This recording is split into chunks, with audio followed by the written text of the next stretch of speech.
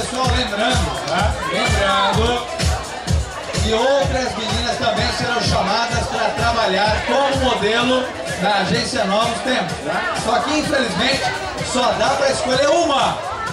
E a escolha dos jurados. Se quiser buscar, reclamar, fale com os jurados. Eu não tenho nada a ver com isso.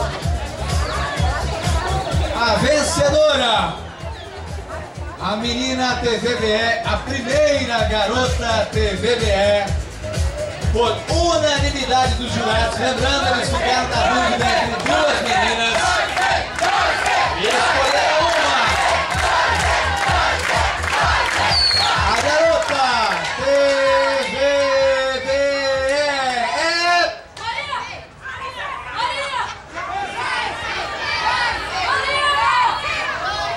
Alessandra da Silva,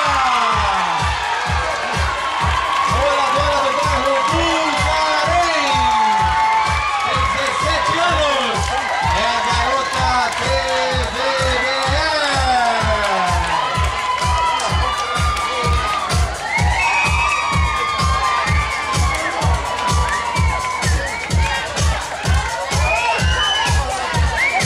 E eu peço ao diretor da empresa, nosso amigo Zé Carlos, para que faça a entrega da faixa.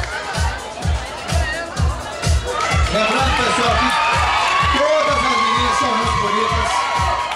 É o nosso diretor, o diretor da empresa, Zé Carlos, nosso grande amigo e parceiro. Daí a garota TVBE Alessandra da Silva, 17 anos, moradora do bairro